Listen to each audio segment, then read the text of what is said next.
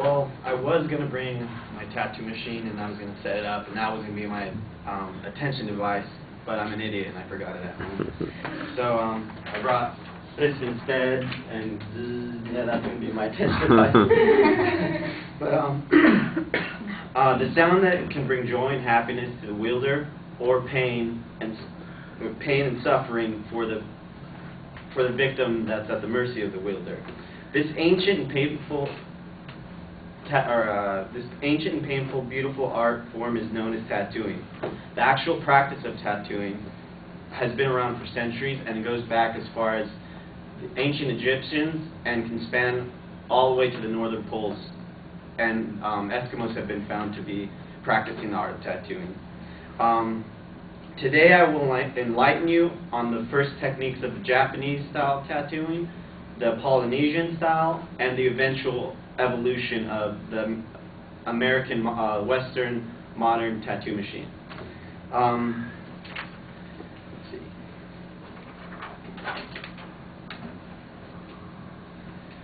The tools used by the Polynesians were actually very simple and were used by whatever they could find. And it was found to be practiced throughout Polynesian islands and spread even towards New Zealand, as far as New Zealand. And they were made, they resemble a rake, and they were made of fish bone, shark's teeth, pig's teeth, and even just sharpened sticks. And they were actually tapped into the skin with another wooden rod.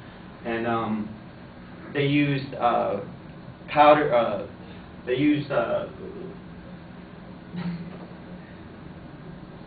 dirt, spit, or sometimes even semen to keep the ink inside the skin.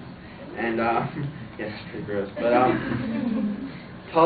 the Polynesian process of tattooing actually is very painful, and two people are necessary to use this technique, one to actually tap it in and the other to hold the skin apart so this is done. And another ancient technique of tattooing that coexisted with Polynesian is the Japanese Japanese technique of tattooing, which is called tobori, and it literally means to carve by hand. And the tool itself is, as you can see, very simple, and it's done by the master, who stretches out the skin and places it in his hand like this, and actually forcefully pushes the ink into the skin. And they actually have a sound, and it's actually a big ritual, and many it was used for many different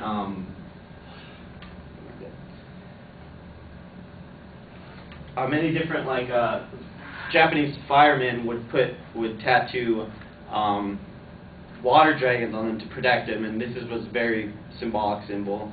And actually, this process of tattooing was very, very painful and very, very time consuming. And the artists would choose different size needles to acquire the different shadings and line work. And this method is time-consuming and painful, and which leads me to the final method that we all are familiar with, the modern dual-coil electric tattoo machine. Now, the idea actually came from Thomas Edison's autographic tattoo pen, or autographic pen, and had nothing to do with tattoos whatsoever. But as you can see, the very strong resemblance between Thomas Edison's and the tattoo machine. I mean, they're almost identical. So, a man by the name of Samuel O'Reilly, who was a tattoo artist in New York in 1891, developed the first tattoo machine. And eventually, different modifications were made, and the dual coil electrical machine was then adopted. And the tattoo machine works just like a doorbell. When you press the doorbell, electricity goes through, and moves the coil and bounces it up and down. It's the same exact method. And the rest of my speech required my tattoo machine. So, well, today tattoos are more popular than ever and made highly fashionable in today's trends. The actual art has improved far beyond anyone could ever have imagined. And this all could not have been done without the evolution of the artists and inventors who first started with the Polynesians, the Japanese, which ended to the modern tattoo that we all know today. And just like the old saying goes, beauty is pain, or even no pain, no gain, this is the point I'm trying to make. So thank you.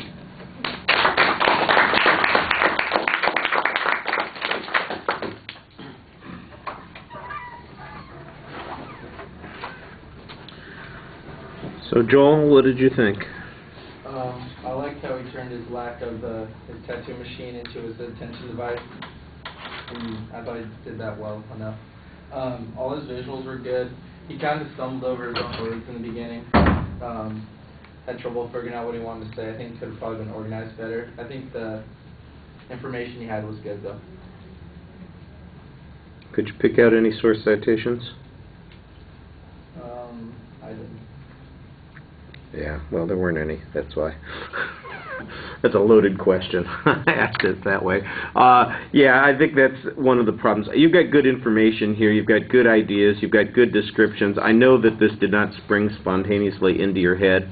So where'd you find it out? That's one of the things that we need to have. I appreciated the fact that you managed to get through the introduction with the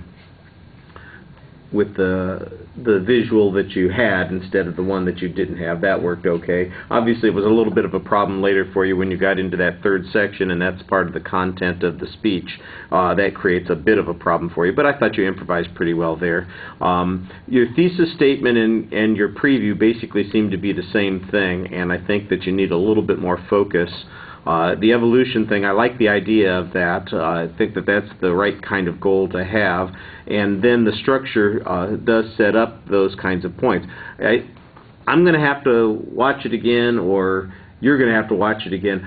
I'm pretty sure that in your preview you had the Japanese technique before the Polynesian, and then when you got to the organization it was the opposite direction, so that was a little disconcerting. The visuals, I thought they were pretty good. You might have enhanced them a bit if you had turned out the light or arranged for the light to be off, especially for the first two, the Japanese and the Polynesian tools. They were a little bit hard to see. I like the side-by-side comparison that you had with the Edison pen and the the electric tattoo pen that you were talking about. That worked pretty well. Yeah, like you said, you ran into a little bit of problem because you were going to do more with it in that last section. So I think that it feels a little bit hollow there. You were natural when you were speaking. You're talking to us. It was pretty fluid for a speech where you're not overly dependent on the script, and I appreciated that. You're making an effort on that. I've not been harping too much on people's presentation issues. There are a couple of people that I want to smack around for the gum, and a couple of pronunciation issues, and some eye contact things. Everybody needs to pay more attention to that, but like I said, that's not the huge part of what we're doing now. I thought you were doing better on that than some of the other speakers did, but the content issues are still problematic. All right.